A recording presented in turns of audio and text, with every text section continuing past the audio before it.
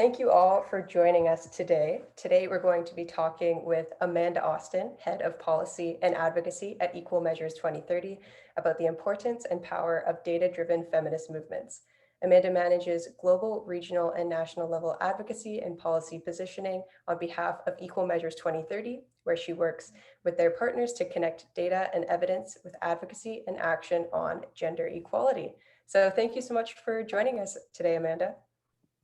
Thanks, Ali. All right, Amanda, so I understand you've been doing some research on the critical role that feminist and girls' and women's rights movements play in the promotion of gender equality. So our first question for you today is, in what ways are feminist movements most effective in promoting gender equality? In an enormous number of ways, and the brilliant thing about this is that there's actually quite a strong and growing body of evidence to support the power of feminist movements in making change, and in fact even identifying them as the key ingredient in achieving long-term sustainable policy change on gender equality. And in one way that feels like an obvious statement, and in another way, it feels incredible, that effectively grassroots organizing collectively is really the ingredient to making change. So, new research from Laurel Weldon, for example, is talking, looking across almost 30 years, 40 years across countries, and seeing a very clear link between feminist advocacy and laws on women's rights in the economic sphere, and expanded economic rights across all groups of women, and as well as government action on sexual harassment. And we also see an association between feminist mobilization and women elected into office. This is also coming from groups that you expect to make these arguments, like AWID, but also the World Bank, right? That showing that collective feminist action is actually really the key to claiming more resources for women. So I think the power of feminist movements is clear and increasingly accepted. But what we really look at Equal Measures 2030 is, how do we make that even more powerful? And we believe that one of the ways to do that is by equipping feminist movements and advocates with stronger data and evidence and the skills to use them. Amazing. Yeah, it's great that these feminist movements are finally starting to gain that global recognition. And similarly, I think that the importance of data and evidence to understand gendered issues and a range of other issues is also starting to gain recognition as something that's increasingly important. And I know that the topic of data, especially disaggregated data, has become central to advancing gender equality and achieving sustainable development goals. So in your research and experience, could you provide some examples of where you've seen data strengthen the power of feminist movements? Yeah, absolutely. And we, partnership is key to how Equal Measures 2030 works. And we have the great privilege of having some incredible national partners who've worked with us since our founding, really, in 2017. And we've learned together about the kinds of things that work and don't work. And, one of our partners, for example, Groots in Kenya, an incredibly strong partner that's been using data in different ways for a long time. But one of the stories that they've and successes they've had recently is that they've been training grassroots women in their network to collect data on registrants to what are called sort of group ranches. So it's kind of the mechanism through which land is governed, and the benefits for landowners can be accessed in Kenya, and discovered that only 9% of members were women.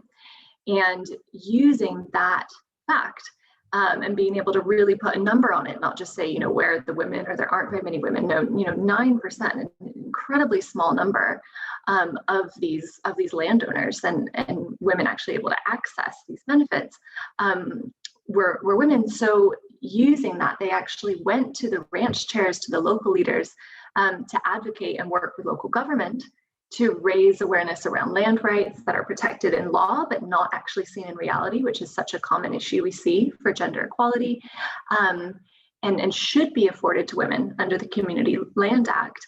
And actually, they have been able to get huge numbers of women now to register themselves, local government to open up that process, to be able to make it more accessible to women who have caring responsibilities or other responsibilities. And they've seen a massive increase now in the number of women now in leadership of those land ranches. And they were only able to do that because they had the data at their fingertips. And they've said that time and again, that stories are powerful.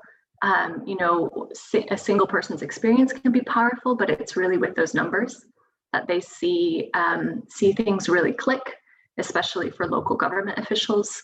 And we see the same thing in Indonesia with our partner there. They just managed to, in collaboration with many others, achieve a change in the legal age of marriage for girls, increased up to 19 from 16.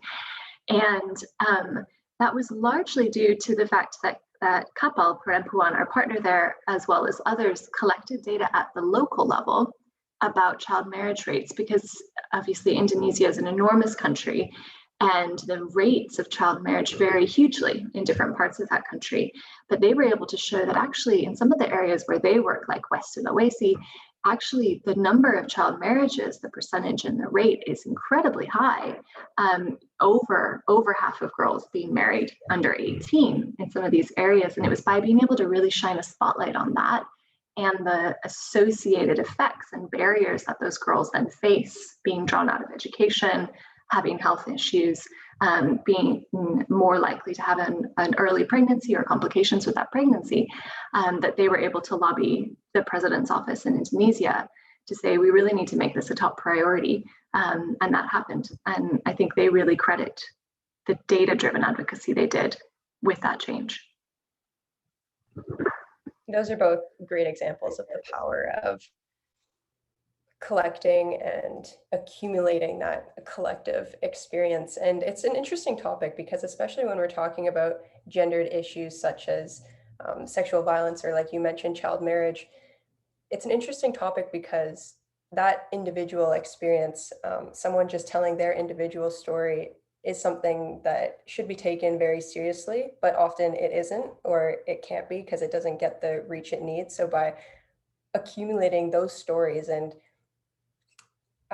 in a way that doesn't take away from that individual's experience, but really like strengthens it as a whole and shows that this is an issue that's affecting so many people on such a big level, is amazing. And it makes me think of a quote from Melinda Gates, and the quote goes, "If advocacy is about giving a voice to the voiceless, data collection and analysis is about making the invisible visible." And that's something I think about a lot. So, Amanda, we know that data collection and analysis requires not only financial resources, but a technical skill set and an understanding of data science, which can be a barrier for many companies and organizations. And I can imagine that feminist movements are by no means exempt from these obstacles. And I'd like to know, what are some of the biggest challenges faced by feminist organizations in using data to drive their advocacy efforts? Yeah, they really range right across the piece. And I think some of them are core and existential for feminist movements as a whole, and that just has to do with their very existence and ability to operate. So do they have enough unrestricted funding to be able to do this kind of core work and advocacy? Advocacy can be very difficult to fundraise for lots of organizations, big and small. Can they access that funding? Is it safe to do advocacy in the different spaces in which they're trying to operate, let alone bringing data into that equation, right? So I think it's really important before jumping into issues around data and the use of that to recognize those kind of fundamental challenges that lots of feminist organizations face. And without doing that, we can't sort of get to that next step. But then I think beyond that, when we look at an organization that does feel like they've got the sort of the interest and the space in which to operate, the civic space in which to operate safely and advocate on these issues, I think some of the challenges that we run into are core to some of the things I know must be a key topic of conversation with this group around, data feminism and, what is the relevance of this data? Is data being gathered in an extractive way? Is it reinforcing marginalization? Is it reinforcing colonial legacies? And is it representative? And I think that really goes to relevance, right? How relevant does this data set feel to me as a feminist organizer or activist? Do I see myself in it? Do I see the other women who stand alongside me? And I think especially when it's a group that's working with particularly marginalized or racialized groups that can be hidden in data. So even if it's disaggregated by men and women, we don't see Black women, we don't see ethnic minorities, we don't see religious minorities or different castes broken down like that. And so I think relevance is the first big question. And what we've really found is that to kind of get past that, we can look at official data sets, we can look at big quant data, and that's a helpful entry point for a lot of our partners to talk about an issue, but they then can deep dive into stories and they can deep dive into qualitative information.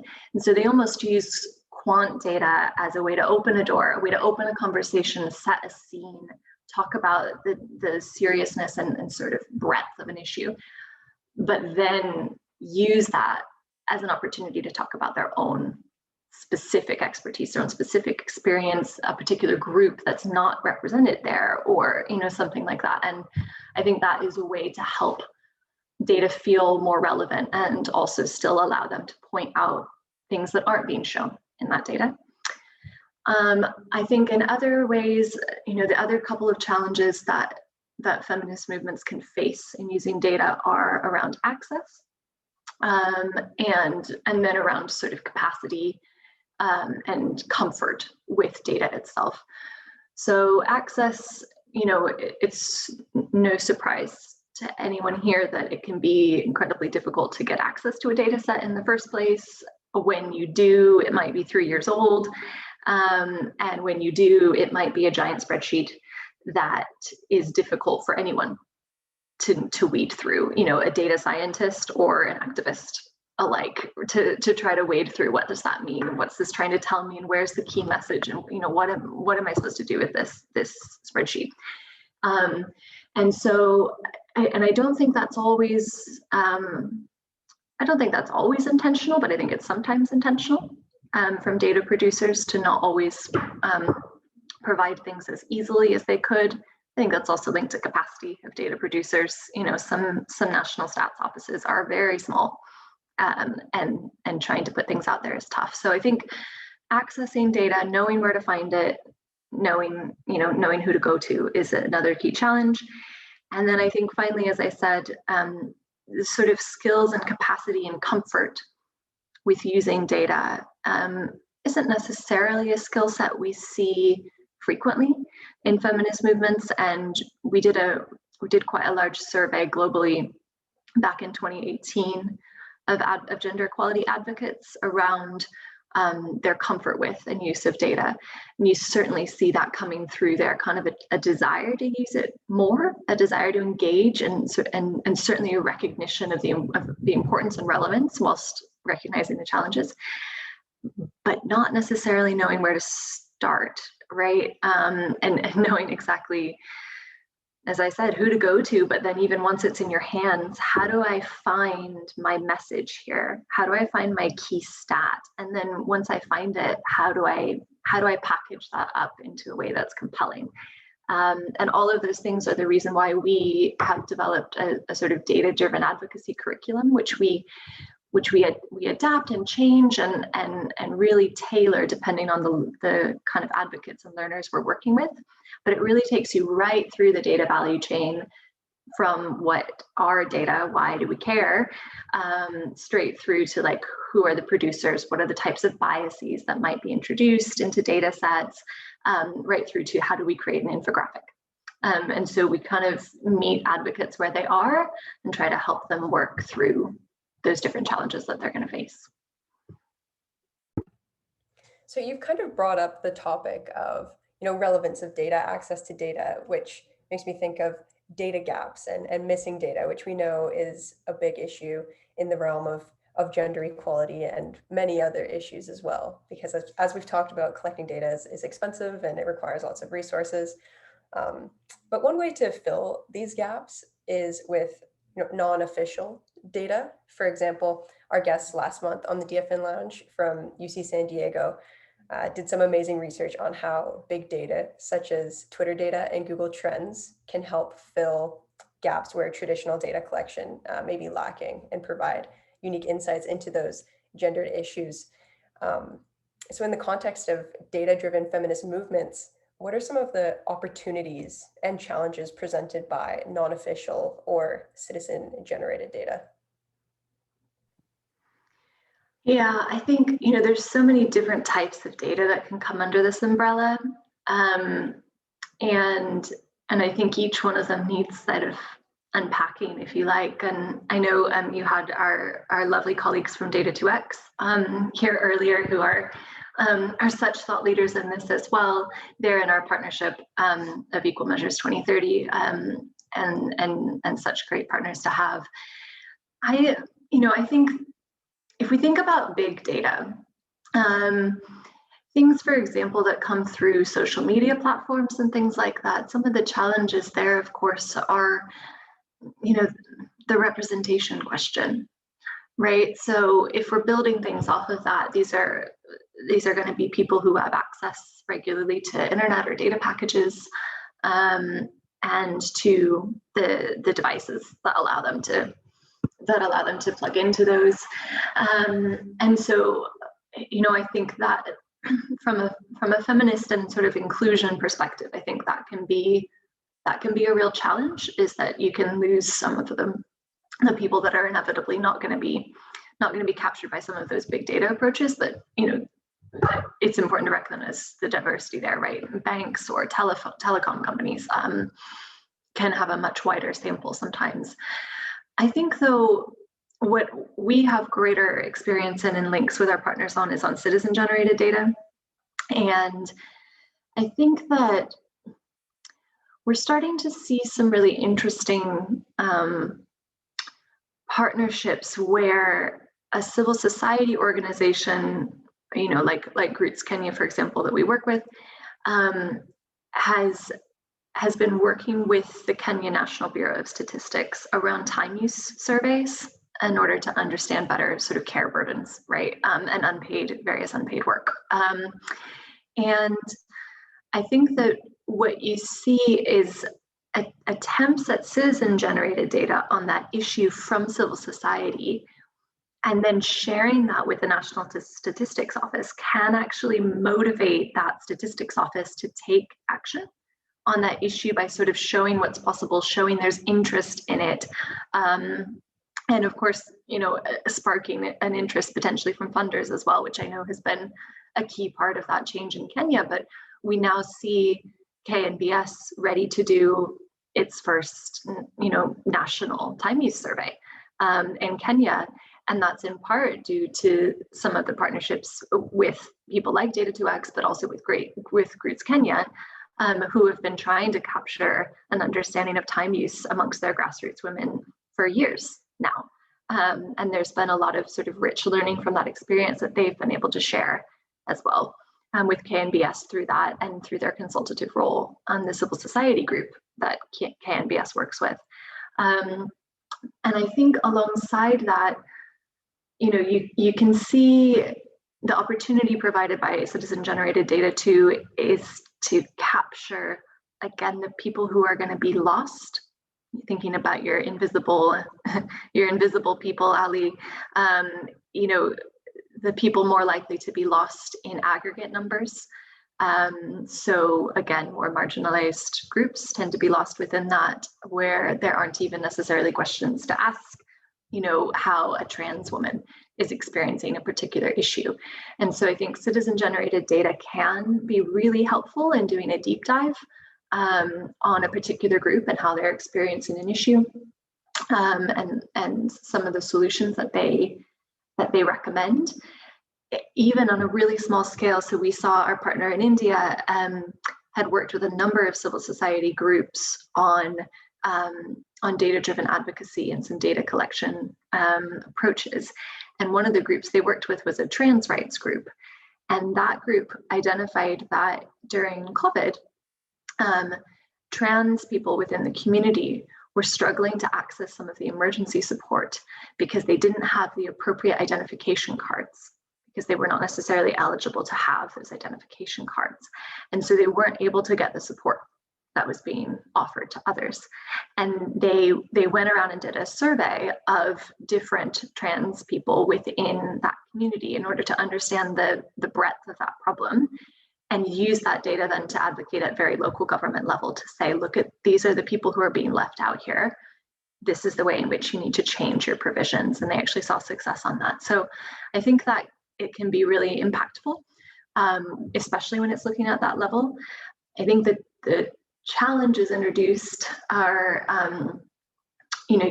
often people gathering citizen-generated data are not data experts, are not necessarily trained in lots of research methodology or considerations around how bias can be introduced, but just through the construction of how questions are worded, for example, or in how to design a representative sample, how to avoid the kind of sampling bias. And those things can mean that that data is not taken seriously by people who favor official statistical information. So I think there's also a need to do support to those groups who do want to gather data in a citizen-generated data way, to help them build up those skills, and then also to then help on the other side with someone like a national stats office to really take that data seriously, because they will then have hopefully more faith in the way in which it was gathered and the relevance and rigor behind it. Yeah, starting from that support and training is so important, because I'm in a Master's of Business Analytics program right now, and I know that there's a lot behind the data science, and data scientists and decision makers in general. We have a lot of responsibility, because the data that we create or that we collect is going to affect the population that it represents, and the population maybe that it doesn't represent. So it's very, very important to understand how you collect the data, what kind of questions you're asking, how that's going to affect the decisions that are made. So you're totally right in saying that the training and the support is the place to start.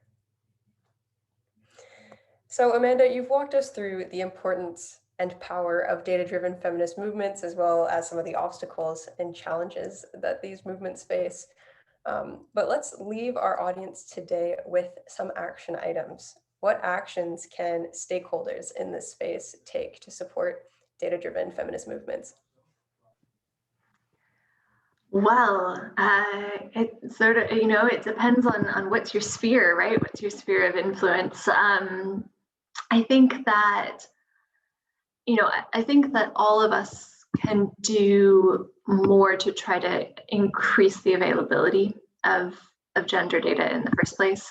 And whether that means you're an advocate and you're highlighting gaps in gender data and issues that are really relevant to feminist movements. So that could be talking about disaggregation, it could be measuring politically sensitive or challenging issues like time use, like care work, or even sexual and reproductive health and rights, right, which can so often be a marginalized issue sort of put on the back burner due to politics. So, I think all of us can have a role in that, and whether you're a researcher, that can help look into how best to kind of capture these different issues, try to shine a spotlight on the way that different marginalized groups are experiencing them, or you're an advocate and you can talk to the National Statistics Office, or you can work with advocate groups like ours to advocate for more gender data and better gender data. I think that's a really powerful and important step. I think that those who are working with directly with feminist and girls and women's rights organizations, I think can talk more about data with those organizations. I think there is actually a lot of interest from what we've found, but just again, kind of not sure where to start, and like how do we make sure this aligns with our values? How can we use data and remain really true to our kind of feminist principles? And I think there are a lot of really good ideas in the data feminism book about that. There are a lot of really good ideas from the speakers you've had in this group, Ali, and I think lots of people can have those links, and whether that's in your local area or internationally, I think that's definitely a part of it. And then, do we have any donors in the room? Maybe, or people who are friends of donors and, well connected to philanthropy, because I think we're actually seeing, not least from some big players like the Bill and Melinda Gates Foundation, significant investments in trying to empower feminist movements better, ensure that they have capacity, ensure they have funding, and ensure that they have support to be able to use data. And actually that is something that other philanthropy partners and donors are increasingly interested in. And I think being able to sort of demonstrate how that's already happening in really powerfully in some feminist movements, and that could be replicated in lots of different ways to kind of have a replicator and ripple effect, I think could also be really powerful. I think those are probably the two that I'd really jump on, but if there's anybody here who wants to talk in depth about all the things that we could be doing together, I am here for it and ready to have that chat. I'm impressed with the concrete steps and actions that you do have, because this is such a, at times, daunting and overwhelming issue, because there are so many complexities surrounding data and this sort of advocacy. So it's great that you and your team and your partners have really thought about the concrete actions that can be taken to advance these issues. So Amanda has opened the floor to some challenges and some comments. If you guys want to have anything to add or have any questions for her, we would now like to open the floor now. Feel free to either use the raise hand function, or you can also throw your questions in the chat and I will take them from there. Okay, we have a question in the chat from Connor. Connor asks, why is it that data on marginalized groups are typically harder to capture? Good question.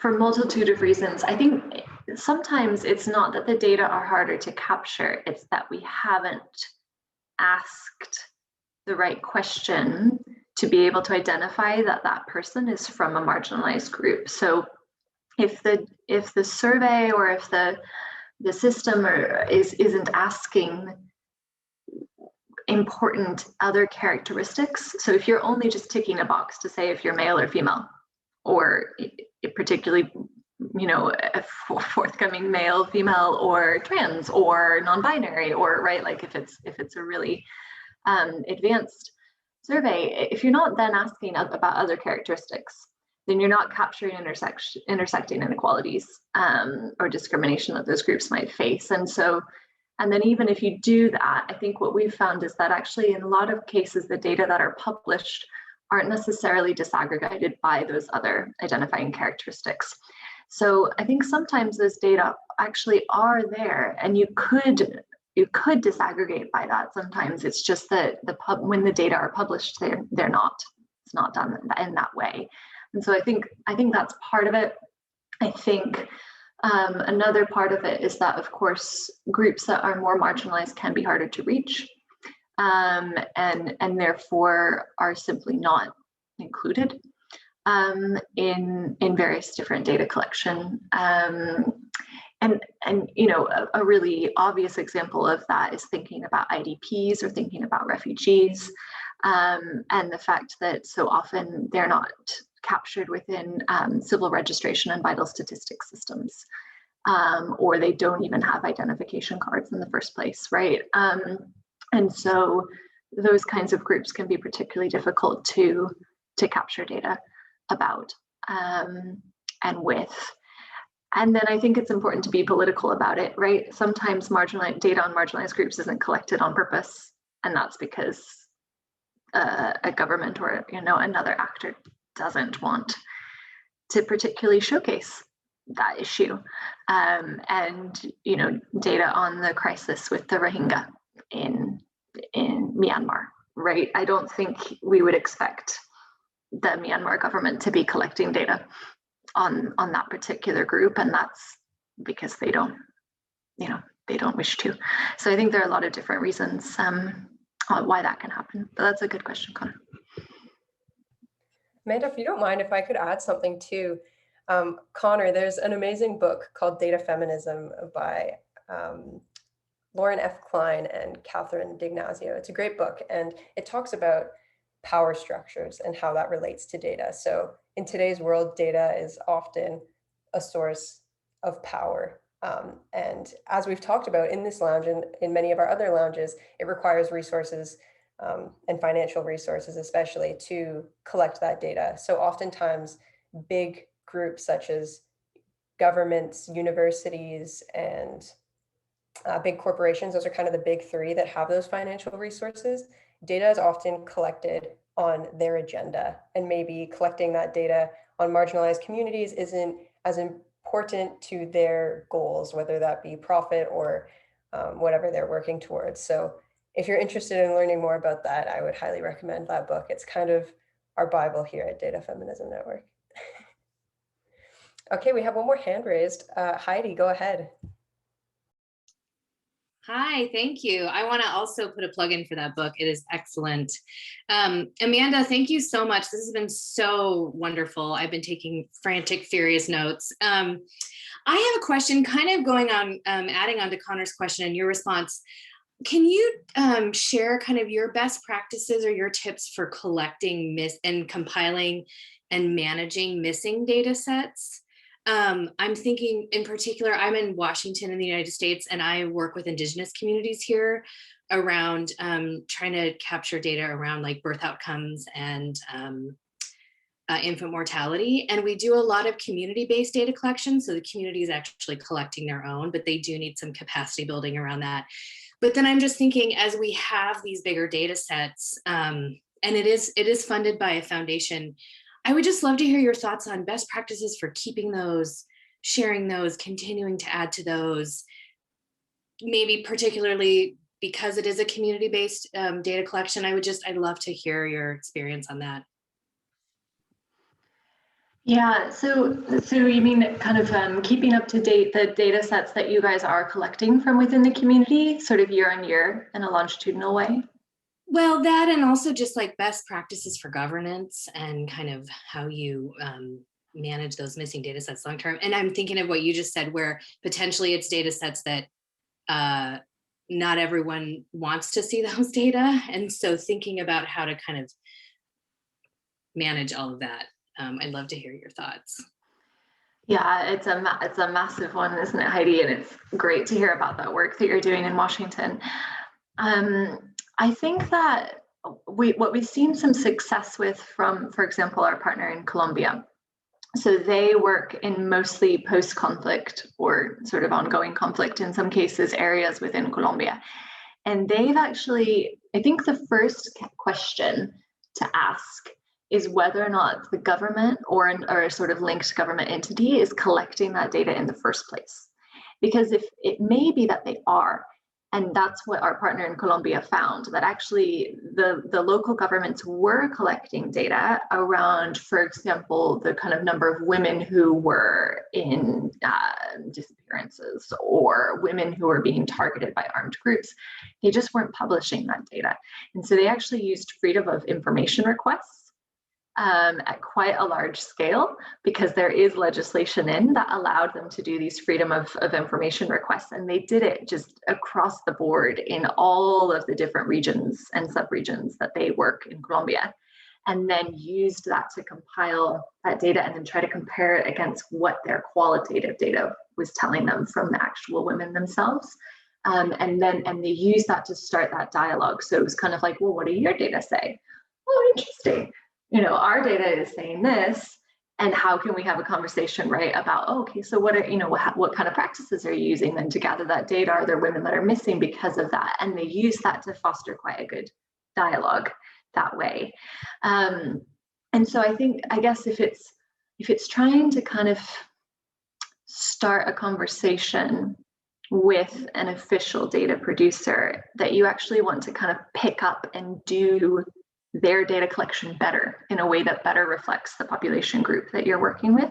I think that proved to be quite a successful tactic in Colombia. I think if you're finding that the government actually isn't collecting that information, and no one's really collecting that information, then I think it's more about a data management, like, how are you managing your spreadsheets and your platform, and making sure that that stays up to date, and that kind of trainings that are available. And we actually have a number of relationships and partners that can kind of help with a bit more of that process, which I'm happy, Heidi, if we want to connect bilaterally and just link up about some of those ideas, just in terms of like continual management of data from a civil society perspective. I would love that. Thank you. Yeah, and that's a really good point. Each federally recognized tribe in the US is its own sovereign government, so they all do things differently. So that's, yeah, we had looked into some of that, but that's a really good reminder to kind of check back to that. Thank you. Thanks for your question, Heidi. That was, it's really interesting to hear about the work you're doing. So it seems like those are all the questions for today. Amanda, was there anything else you wanted to close with, or you wanted to say that wasn't covered in the questions? Gosh, I guess the only thing is to say, I think this data feminism is right on the cutting edge of something. It's at the intersection of so many different issues that are coming into the fore. Like, I feel like people are talking about them more and more. But I think what I love about it, and I think what I really like about the lounge that's been set up here, and like the network as it is that I think data are too often presented as a silver bullet. And I think that feminism brings the needed sort of questions to that, right? And almost to kind of hold data to account for what it's meant to do, and like bring it back to its purpose, right? Which is making change, making long-term change, being able to see the impact and the needs of different groups, and how do we address them, and what are the solutions that are working. And I think that's why I love working at the intersection of these two. And it's just fantastic to see other people who are as excited about that intersection as I am. So I'm really pleased to have been asked, and pleased to have met those who are here with us today. Thank you so much, Amanda. I'm definitely feeling inspired after this conversation, as I do after all our lounges, and I'm sure everyone else is here as well. So thank you so much for taking the time and sharing your experiences, your research, and your thoughts. We really appreciate it. Thanks so much, Ali. Thanks all. So just to wrap up today, I'm just going to share my screen here. If you enjoyed the lounge today, stay tuned in on our LinkedIn page and other social media channels for upcoming events. Our April book club will be taking place this Thursday, April 29th at 7 p.m. We are reading an amazing book called The Three Mothers. It's a book that celebrates Black motherhood by telling the story of three women who raised and shaped some of America's most pivotal heroes: Martin Luther King Jr., Malcolm X, and James Baldwin. If you're interested in joining but haven't had a chance to read the book, our gender and inclusivity lead, Jade, wrote an awesome summary. And there's also a podcast with the author that covers some of the major themes of the book. So if you want to check these out, you'll be well equipped to participate in the discussion. And I will just throw the links to all that in the chat. So yeah, thank you all for joining us today, and we hope to see you at our future events.